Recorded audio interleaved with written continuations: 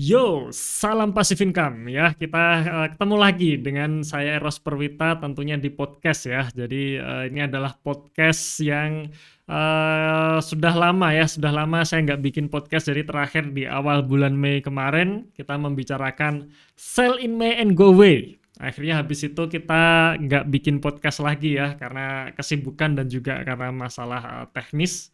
Ya, dan ternyata dalam perjalanan di bulan Mei ternyata betul ya. Jadi sempat IHSG turun sampai terendahnya di level 5.700 dan saat podcast ini diambil ya tanggal 3 Juni 2021, sekarang IHSG sudah di 6.000 ya. Ya, jadi ibaratnya seperti fenomena sell in May and go away ya, ya sudah hilang gitu ya. Sekarang kita masuk ke babak baru di bulan Juni. Nah, kita nggak bicara mengenai market bulan Juni atau prediksi market bulan Juni sampai akhir tahun seperti apa. Mungkin di podcast kali ini kita tidak membicarakan itu dulu. Nanti next podcast kita akan bikinkan. Cuman di sini kita akan bicara dulu mengenai multi bagger ya, saham-saham multi bagger. Nah, kenapa harus multi bagger? Ya kita sebagai investor kan pengennya dapat cuan itu gede gitu ya. Cuan gede, cuannya maksimal gitu kan. Jadi kita bosan lah ya, atau kita nggak pengen lah kita pegang saham lama gitu ya. Kita bicara dari sisi investasi ya. Kita bicara dalam jangka panjang, kita pegang lama cuannya hanya 5%, 10% gitu, 20%. Kok kayaknya itu nggak worth it gitu ya. Kita pegang lama-lama cuma dapat 10%, 20% ya. Beda kalau kita trading ya, trading harian ya 5% per hari ya oke gitu ya. Tapi kalau kita bicara investing, ya kita bicara jangka panjang 1 tahun cuma dapat 5%, 10%, ya mending taruh saja di obligasi gitu ya, dimana kuponnya rata-rata sekitar ya 10% gitu. Nah, buat apa kita punya resiko penurunan harga saham tapi cuannya kecil? Nah, kira-kira seperti itu kan. Nah, itulah namanya multi bagger ya. Jadi bagi teman-teman yang belum tahu sebenarnya multi bagger itu apa sih gitu. Jadi sebenarnya multi bagger sendiri ini sebenarnya istilah di dalam negeri saja ya, di Indonesia saja gitu ya. Istilahnya adalah multi bagger saham-saham yang kenaikan harganya bisa di atas 100%. Itu biasanya kita sebut sebagai multi bagger. Tapi siapa pencetus awalnya? Sebenarnya pencetus awalnya itu adalah Peter Lynch ya. Itu dimuat dalam bukunya One Up on Wall Street. Ya, jadi teman-teman perlu baca itu ya. Saya sudah beberapa kali baca bukunya dan bagus banget menurut saya. Di situ diistilahkan bagger itu dari kata backs gitu ya. Jadi istilahnya dalam permainan baseball, dalam pukulan permainan baseball. Saya juga nggak tahu cara main baseball ya. Backs itu apa saya juga nggak tahu karena saya belum pernah main baseball ya. Ya ujung-ujungnya kasti gitu kan ya, kita kasti gitu dah zaman dulu waktu SD gitu ya. Saya nggak tahu SD sekarang ada casting nggak ya, kok kayaknya nggak pernah denger lagi gitu ya. Tapi intinya seperti ini ya, kalau misalkan kita mengatakan saham tersebut naik 100%, nah itu biasanya kita katakan one bagger stock ya, artinya one bagger ya. Jadi saham-saham yang naiknya 100%. Kalau bicara two bagger stock berarti saham-saham yang naiknya 200%. Kita bicara three bagger stock ya, three bagger stock ya berarti harga sahamnya naik 300%. Kita bicara 10 bagger stock berarti naik 1000%. Nah, kira-kira seperti itu. Ya, jadi itu istilah yang biasa kita sebutkan sebagai saham bagger gitu. Nah, sekarang kita mulai masuk nih. Tipe-tipe saham apa tipe-tipe saham yang seperti apa yang bisa kita sebut sebagai bagger, atau ada dua jenis saham multi bagger ya. Ada dua tipe saham multi bagger di bursa Indonesia ya, di bursa kita. Jadi yang pertama, ini teori saya sendiri kalau ini ya. Jadi yang pertama kita bisa mendapatkan bagger dari tipe saham gorengan. Ya, dan tipe saham gorengan ini bisa kita katakan kita dapat bagger dalam jangka yang sangat pendek. Mungkin 1 minggu bisa naik 100% gitu. Ya 1 minggu 100% atau mungkin bisa lebih bahkan ya. Jadi memang untuk bagger di saham gorengan ini sangat menarik karena jangka waktunya yang pendek. Kemudian yang kedua, multi bagger sehat. Nah, kalau multibagger sehat ini perlu waktu yang panjang. Ya, perlu waktu yang panjang. Jadi, contohnya lah ya, misalkan kita bicara mengenai saham, yang fundamentalnya bagus kira-kira apa itu, ICBP misalkan. Ya Anda nggak bisa mengharapkan ICBP naik 100% dalam 1 bulan. Jangankan 1 bulan ya, 1 tahun saja kemungkinan berat gitu untuk ICBP gitu ya. Nah, itu contoh ya, dua jenis multibagger sehat dan gorengan. Nah, sekarang Anda mau pilih yang mana? Yang gorengan atau sehat itu? Jawabannya adalah tergantung Anda tipe investor apa. Apakah Anda tipe investor trading ya, dalam artian memang pekerjaan Anda adalah trading setiap hari, ya. Pekerjaan Anda adalah trading setiap hari, Anda bisa meluangkan waktu yang banyak di bursa.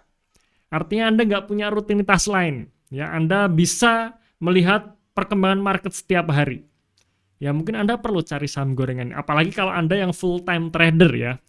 Full time trader kalau nggak cari saham-saham seperti ini ya rugi gitu. Maksudnya seperti ini, Anda sudah pusing-pusing meluangkan waktu, membuka market, mengamati market tiap hari. Ya sudah membuat analisa, sudah mau mau pusing, mau muntah bahkan ya di bursa. Nah, kenapa nggak Anda cari yang multibagger gorengan ini gitu? Ya sehari dapat ARA ya 20%, 30%. Ya bagus gitu kan. Besok langsung jual kan gitu. Ya. Nah, jadi bagi Anda yang full time trader ya Anda harus banyak-banyak cari multibagger gorengan ini. Tetapi ya bagi Anda yang punya rutinitas lain, artinya Anda saat ini masih ngantor, Anda saat ini masih punya bisnis yang nggak bisa Anda tinggal. Saya sarankan jangan cari multibagger gorengan gitu ya. Cari multibagger sehat saja gitu. Ibaratnya gini, kalau misalkan Anda memfokuskan ke multibagger gorengan, ya berarti Anda memang harus fokus di bursa. Tapi pertanyaannya kalau Anda memang saat ini masih ngantor, masih masih menjalankan bisnis yang nggak bisa Anda tinggal, ya Anda nggak sempat lihat market gitu kan. Anda sudah pusing dengan rutinitas Anda yang lain. Jangan tambah pusing di bursa gitu. Maka carilah multibagger sehat. Ya. Nah, kenapa harus multibagger yang sehat? Karena kalau multibagger yang sehat ini yang pertama biasanya lebih aman ya. Jadi yang pertama itu kita cari aman dulu supaya tenang dan santai gitu. Jadi kita bisa menjalankan rutinitas kita yang lain dengan santai gitu ya. Maksudnya kita bisa menjalankan rutinitas lain dengan tenang ya, dengan tenang, nggak terpengaruh oleh pergerakan bursa tiap hari gitu. Nah, maksud saya seperti itu. Dan di sini saya ingin coba sharing mengenai gimana caranya kita mendapatkan multibagger sehat ini sebelum menjadi multibagger gitu ya. Nah, kenapa saya sharing multibagger sehat? Karena selama ini ya pengalaman saya hanya dapatkan ya multibagger sehat aja gitu. Saya belum pernah dapat multibagger gorengan ya. Karena ya saya juga punya kesibukan yang lain. Saya nggak bisa terus-terusan mantau market setiap hari, jadi ya saya pilih yang aman saja, tapi tetap untungnya gede gitu kan. Nah, oke. Multibagger sehat biasanya ciri-cirinya dua. Ya, ciri-cirinya dua, teman-teman bisa cek lagi nanti historis di mana saham-saham ini naik 100% dalam 1 tahun atau 2 tahun gitu ya. Ada dua. Yang pertama, terjadinya pertumbuhan kinerja yang signifikan. Nah, pertumbuhan ini bisa pembalikan arah atau bisa naik lebih tinggi gitu. Pembalikan arah dalam artian misalkan perusahaan secara historisnya rugi terus gitu ya. Rugi, tahu-tahu tahun ini bisa membukukan laba bersih gitu. Ya, jadi rugi, cash flow negatif, hutang banyak, tahu-tahu tahun ini hutangnya lunas. Hutang lunas bisa mencetak laba, cash flow-nya positif dan signifikan. Ya, nah, itu ciri-ciri yang pertama seperti itu. Kemudian yang kedua, munculnya sentimen gitu. Ya, munculnya sentimen. Jadi ketika kinerjanya naik signifikan ditambah dengan sentimen masuk, ya sudah itu kayak sudah didorong gitu, sudah siap-siap ke atas gitu. Ya, jadi dua ini ya, jadi multibagger yang sehat tuh ketemu dua ini. Pembalikan kinerja kemudian munculnya sentimen. Nah, seperti itu ya. Nah, contohnya seperti apa? Nah, mungkin teman-teman bisa cek lagi ya. Contohnya misalkan seperti saham Sido Muncul ya. Saham Sido Muncul kalau saya amati bagus banget di kinerja 3 tahun terakhir ya. Dari tahun 2018 sampai akhir tahun 2020 kemarin itu sudah naik 200% harga sahamnya. Tapi ya 2 tahun ya, 2 tahun naik 200%. Ya, jadi jangan Anda bayangkan 200% itu cuma 2 bulan gitu ya, bukan, nggak bisa ya. Ini 2 tahun 200% itu bagus. Kenapa? Karena memang Sido Muncul sejak awal tahun 2018 itu sudah menunjukkan performa kinerja yang luar biasa, kinerjanya bagus gitu ya, kenaikan pendapatannya oke, kenaikan laba bersihnya oke, terutama kenaikan ROE-nya oke gitu. ROE naik signifikan, otomatis valuasinya juga biasanya akan ikut naik. Dan memang betul ya, 2 tahun terakhir naik 200%. Sekarang gimana? Sekarang saya masih yakin tetap bisa naik lagi. Ya, itu mengenai Sido Muncul ya, contoh Sido Muncul. Atau mungkin kalau kita bicara Sido Muncul ini kan bicara perusahaan yang sustainable growth gitu ya. Jadi growth-nya itu sustain ya, stabil gitu. Stabil naik terus. Nah, sekarang pertanyaannya gimana dengan saham-saham yang tipenya cyclical ya. Cyclical itu dia ada kalanya kinerjanya bagus, ada kalanya kinerjanya jelek. Ya, contohnya paling gampang ya saham tambang ya. Tambang dalam hal ini kita bicara batu bara ya, karena batu bara ini yang paling istilahnya paling gampang untuk kita prediksi kira-kira bakalan naik atau tidak gitu. Nah, kalau kita bicara contohnya saham ITMG gitu ya. ITMG kita bicara 10 tahun yang lalu harganya 40.000. Kalau kita masih hold dari 10 tahun lalu sampai sekarang ya bukannya untung tapi minus gitu.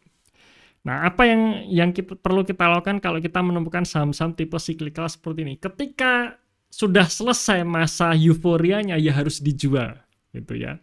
Harus dijual, nunggu momen lagi. Misalkan seperti tahun 2020 kemarin, harga batu bara menyentuh level terendahnya $50 per metric ton. Biasanya harga-harga saham batu bara juga bertumbangan dan disitulah kita masuk. Kemudian kalau prediksi tahun ini 2021 ini kinerjanya berbalik arah, ya berbalik arah dari rugi ataupun laba kecil menjadi laba yang sangat tinggi ya, sangat signifikan. Nah, ditambah dengan nanti ada euforia batubara, biasanya nanti harga sahamnya akan naik lagi gitu. Ya. Itu yang terjadi di saham-saham cyclical ya. Contohnya seperti ya katakanlah ITMG, Adaro, Indi dan sebagainya. Tahun 2015 kemarin waktu harga batubaranya turun, semua harga sahamnya anjlok.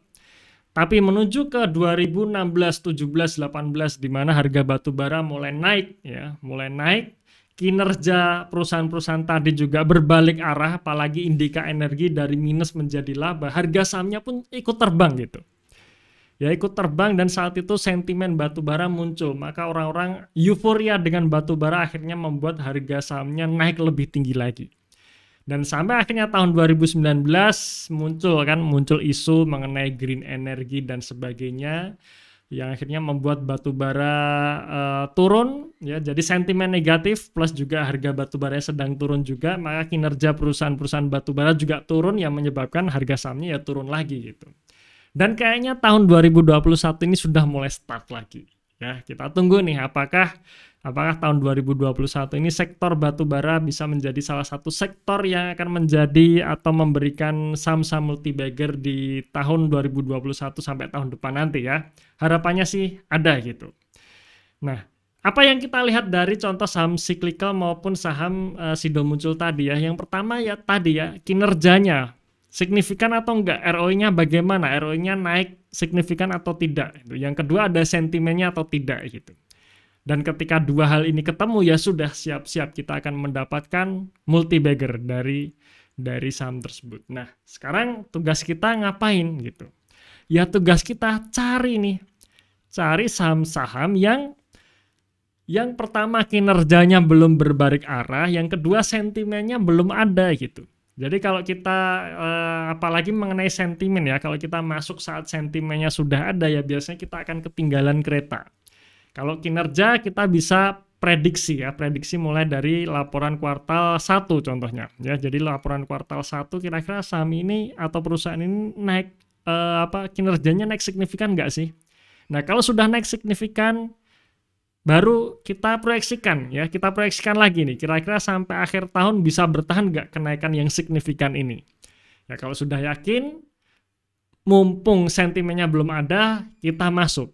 Habis itu ya sudah tunggu ya. Jadi tunggu, kita bicara jangka panjang ya kita bicara menunggu kereta, bukan mengejar kereta. Jadi artinya ya setelah kita beli ya sudah simpan saja. Kita simpan ya, Anda lanjutkan rutinitas Anda yang lain, Anda lanjutkan ngantor, Anda lanjutkan bisnis sambil nunggu nanti ketika ada sentimen masuk ya sudah siap-siap kita sudah punya di harga yang murah. Nah, oke ya, mungkin itu sekilas podcast kali ini, podcast yang singkat ini. Semoga bermanfaat, semoga kita bisa mulai lagi dan semoga saya bisa rutin lagi untuk membuat podcast mengenai saham-saham yang berpotensi multi-bagger. Ya, terima kasih sudah mendengarkan sampai akhir. Tunggu episode selanjutnya dan salam Passive Income.